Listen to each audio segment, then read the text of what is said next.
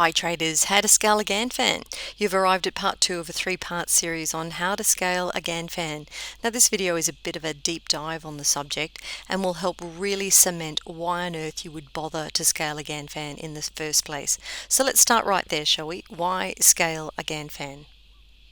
If you have a bit of a base knowledge of any of Gann protocols, you'll know that identifying and using a 45-degree angle in charting analysis is a key concept. The simple explanation is that market action that holds equal or above 45 degrees is considered bullish and below 45 degrees is considered bearish. And if you've got a 45-degree angle at play, it can become a real-time rather than lag time barometer to help read the true veracity and momentum of price action. Now when you pull up a Gann fan on your platform, and by the way, not all Gann fans are created equal on all platforms, I'm sorry to say. They're called Gann fan, they look like they do the job, but actually they've got incredible line instability when they plot forward and other distortion issues. This is why if you're serious about experimenting or charting with Gann protocols, you'll need a sophisticated charting package. And this is why my preferred platform is always NinjaTrader. It has some next-gen Gann tools in its toolbox, and they're tools that you're not going to find on any other platform out there, guaranteed. One last thing to say, if you haven't got NinjaTrader and would like to try it, you can download it for free with free end-of-day data as well, and you'll find some links for that in the description below. So back to my original point, when we pull up a Gann fan on our charts, we're looking at applying an instrument that is effectively a crossover tool from the world of hand charting. Okay, stop and think about that for a moment. Once upon a time, hand charting was the only charting route there was, right?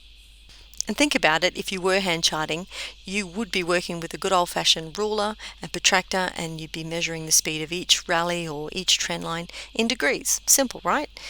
Now, in the landscape of hand charting, 45 degrees is also referenced as a 1-by-1 scaling unit, because if you attempt to draw 45 degrees on a piece of graph paper, and by all means try this yourself, at any point on that line of that 45 degrees that you're drawing, there'll be equal movement on both the time and price axis on your graph paper. So this explains for you why 45 degrees is considered the ultimate harmonic angle in charting. It's just basic geometry, and it's taking in both axes on your chart, not just the price axis. So now what happens when you port that logic from the hand charting arena into the digital landscape? Let's just do it. Let's just draw 45 degrees on a chart. And the best way we'll do that is construct a square like so, and then cut the square in half, because half a square is 45 degrees, right? Now look what happens when I alter the zoom of the chart's price time axis. Aha! What was once labelled 45 degrees is now subject to a compression shift and doesn't label as 45 degrees anymore, so it's unreliable. And that's the reason why you just can't draw 45 degrees by eye or using a protractor in a digital landscape. So now let's look at how we scale to overcome these compression issues. So we are going to pick the apple right from the tree on this one and pull in the work of the very well published and recognized Gann educator, Michael Jenkins, and run through his easy chart scaling technique.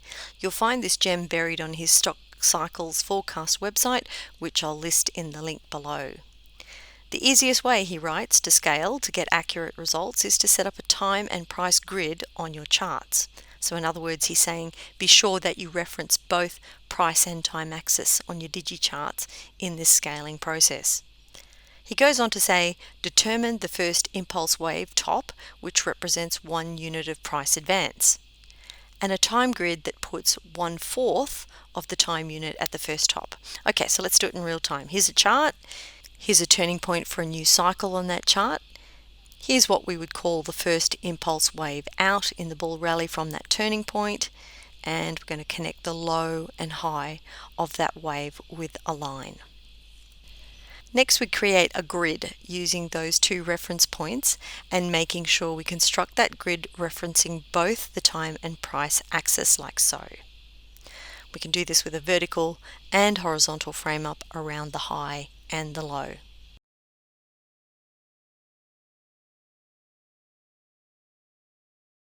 Now, by boxing up the move like this, what we've actually done is created a distorted rectangle that is in the same distortion as the chart's time and price scale. So in other words, we now have a reference point in the same compression ratio as the computer screen that you're working on. Now we assign some relative scale to the grid, and Jenkins suggests we line up the first angle of ascension on the first flush out of the rally from the low to the high, and we label that as a 4x1 angle. So we're saying we're assigning a fixed reference point to this first flush out. To assign that, we consult with the points per bar values on our Gann fan to get it to line up with the line we've struck through the low to the high of the move, and we keep playing with our points per bar inputs until our pink angle lines up with that line. For this, I'm using the speed key feature of the Gann fan in NinjaTrader 8, and this is so I can access the property changes directly on screen. Just one of the features of the pimped up Gann fan you'll find in the custom Gann Fan toolbox of NinjaTrader 8. So after some playing around, we have that value established, and next, the word quadrant suggests that this is a quarter of the picture. So what we do next is to replicate this box out to 4 times its actual size. You'll need to use your online ruler for this to get the precision.